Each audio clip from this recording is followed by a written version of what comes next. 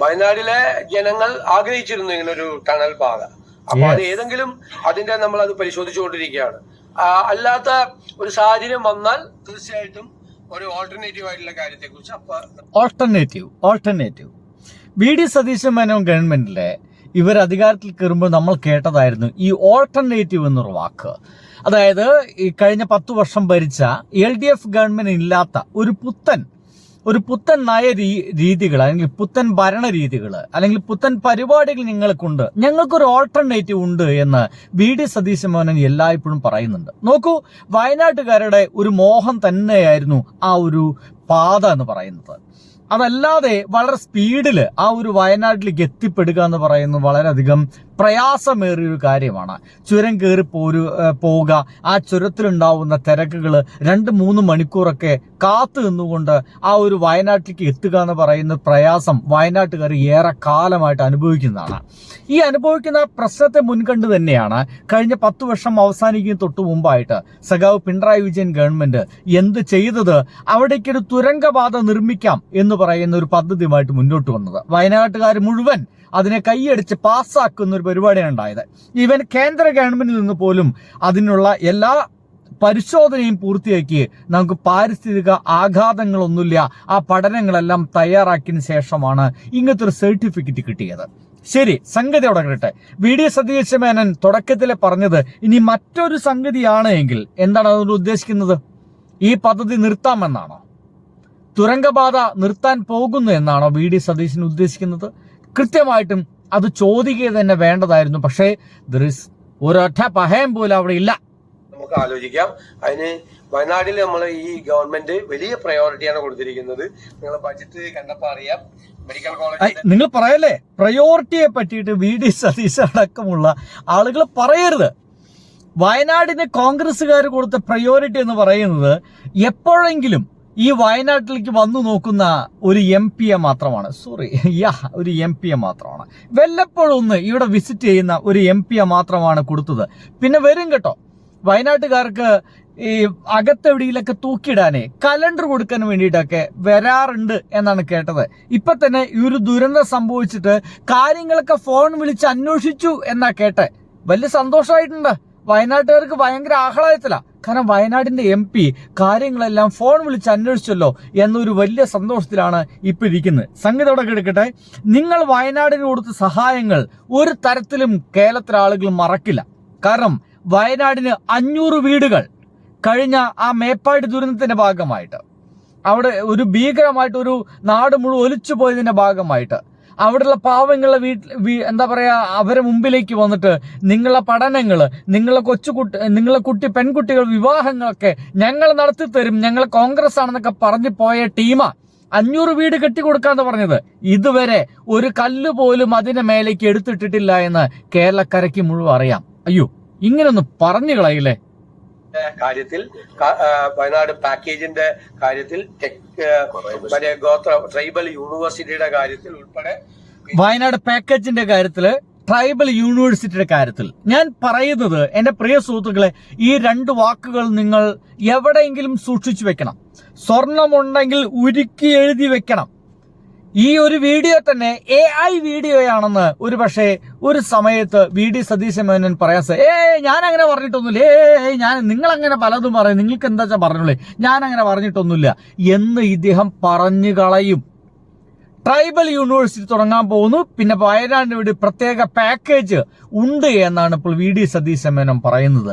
ഇത് എത്രത്തോളം വിശ്വസിക്കാമെന്നുള്ളത് നിങ്ങൾ തന്നെ ഉത്തരം പറയണം. നിങ്ങൾ കമന്റുകളായിട്ട് ഇതിനടിയിൽ ഉത്തരം പറയുമെന്ന് ഞാൻ വിശ്വസിക്കുന്നു. നോക്കാം. ബ്രാൻഡ് വയനാട് ഉൾപ്പെടെയുള്ള കാര്യത്തിൽ ഒരുപാട് ബ്രാൻഡ് വയനാട്, വാവ്, ഭയങ്കര ഐഡിയ ആണ്. ബ്രാൻഡ് വയനാട്, വയനാട്ടിൽ നിന്ന് മാത്രമായിട്ടുള്ള വയനാട് ബ്രാൻഡ് എന്ന് പറയുന്ന സംഭവം കൊള്ളാം. കാലത്ത് ഒരു ബജറ്റിലും കേരളത്തിൽ കിട്ടാത്ത പ്രാധാന്യമാണ് ഈ ജില്ലയ്ക്ക് വേണ്ടിയിട്ട് കൊടുത്തിരിക്കുന്നത്. അതെല്ലാം വളരെ ടൈം ബൗണ്ടഡ് ആയി വളരെ ഭംഗിയായിട്ട് നമ്മൾ 100 ദിവസത്തെ കർമ്മ പരിപാടി. എന്റെ പൊന്നു സുഹൃത്തുക്കളെ, ഒരു ഉളുപ്പുമില്ലേ അല്ലെ, ഒരു ലജ്ജയുമില്ലേ ഇവർക്ക് ഇങ്ങനെ പച്ചയ്ക്ക് നുണ പറയാൻ? ഒരു ലജ്ജയുമില്ലേ?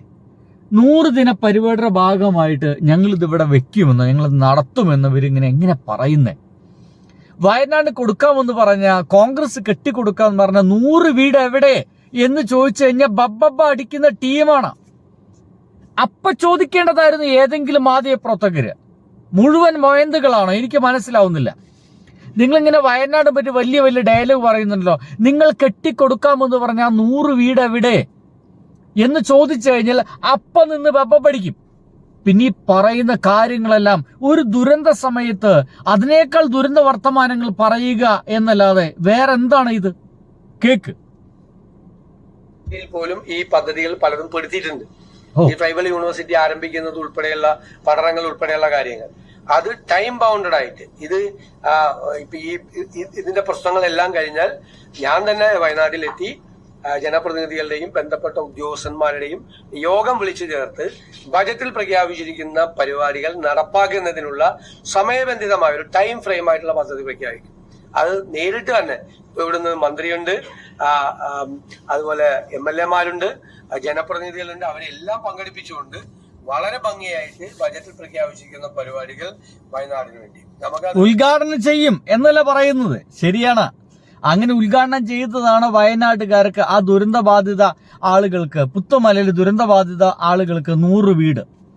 നിങ്ങളെ വിശ്വസിച്ച് ഇന്ന് കിട്ടും നാളെ കിട്ടും എന്ന് പറഞ്ഞ് ഇപ്പോൾ 150ഓളം ദിവസങ്ങൾ കഴിഞ്ഞു. ഇതുവരെയും അത് പ്രഖ്യാപിച്ചു എന്നല്ലാതെ പ്രഖ്യാപിക്കാൻ ആർക്കും സാധിക്കും. എന്റെ പ്രിയ സുഹൃത്തുക്കളെ, ആർക്കാണ് പ്രഖ്യാപിക്കാൻ കഴിയാത്തത്? എനിക്ക് പ്രഖ്യാപിച്ചൂടെ? എനിക്ക് പ്രഖ്യാപിക്കാം. ഞാൻ കെട്ടിക്കൊടുക്കും 10 വീട് എന്ന് പറഞ്ഞ് എനിക്ക് പ്രഖ്യാപിക്കാം. പക്ഷെ നടപ്പിൽ വരുത്തില്ല. അതിലുള്ള പാങ്ങൊന്നും എനിക്കില്ല. പക്ഷെ ഇതൊരു ഗവൺമെന്റിന്റെ ഭാഗമായിട്ടാണ് പറയുന്നത്. ചെയ്യണ്ടേ?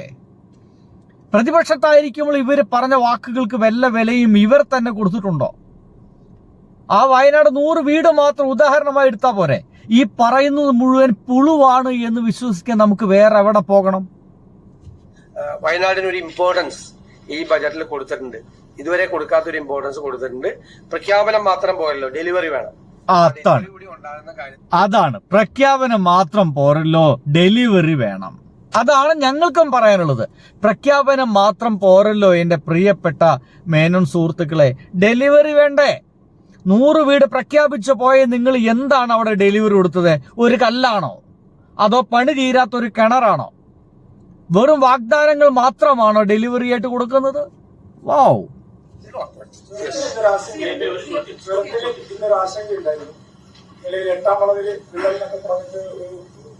എന്തായാലും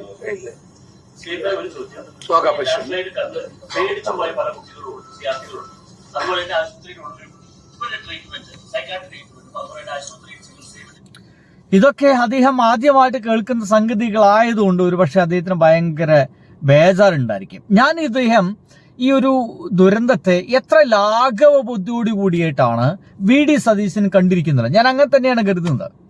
എത്ര ലാഘവ ബുദ്ധിയോട് കൂടിയിട്ടാണ് VD സതീശൻ മേനോൻ ഈ ഒരു ദുരന്തത്തെ കണ്ടിരിക്കുന്നത്.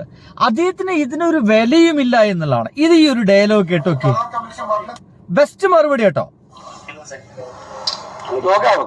ഫണ്ട് നീക്കാനുള്ള നിർദ്ദേശം നൽകിയിട്ട് അവർ നീക്കിയില്ല. പക്ഷെ ഉദ്യോഗസ്ഥ തലത്തിലായിട്ടും വീഴ്ച ഉണ്ടായിട്ടുണ്ട്. മോണിറ്ററിംഗ് ചെയ്യുന്നത് അതൊക്കെ നമുക്ക് നോക്കാം, നമുക്ക് പരിശോധിക്കാം. പക്ഷെ ഈ പറഞ്ഞിട്ട് ചെയ്തില്ലെങ്കിൽ എന്ത് ചെയ്യാൻ പറ്റും? അപ്പൊ മഴയും പെയ്തില്ലേ? എങ്ങനെയുണ്ട്? ഈ പറഞ്ഞിട്ട് ചെയ്തില്ലെങ്കിൽ എന്ത് ചെയ്യാൻ പറ്റും? ഇനി മഴയും പെയ്തു പോയില്ലേ, ഇനി എങ്ങനെ പോയി നീക്കാനെന്ന്? ഇതാണോ ഒരു മുഖ്യമന്ത്രി പറയേണ്ട ഡയലോഗുകൾ? കരാർ കമ്പനിക്കാര് പറഞ്ഞത് ചെയ്തിട്ടില്ല, അതിനെതിരെ ശക്തമായ നടപടി ഉണ്ടാകുമെന്നൊക്കെ പറയാൻ എന്തുകൊണ്ടാണ് ആർജവമില്ലാത്തത്? എന്തുകൊണ്ടാണ് നട്ടലില്ലാത്തത്? എന്തായാലും സുഹൃത്തുക്കളെ, എന്തൊക്കെയോ വയനാട്ടുകാർക്ക് കൊടുക്കാമെന്ന് ഇവർ പറയുന്നു. ഇത് എന്താവുമോ എന്തോ എന്ന് മാത്രമേ എനിക്ക് പറയാൻ കഴിയുള്ളൂ. ഞാൻ നിർത്തട്ടെ. ബൈ.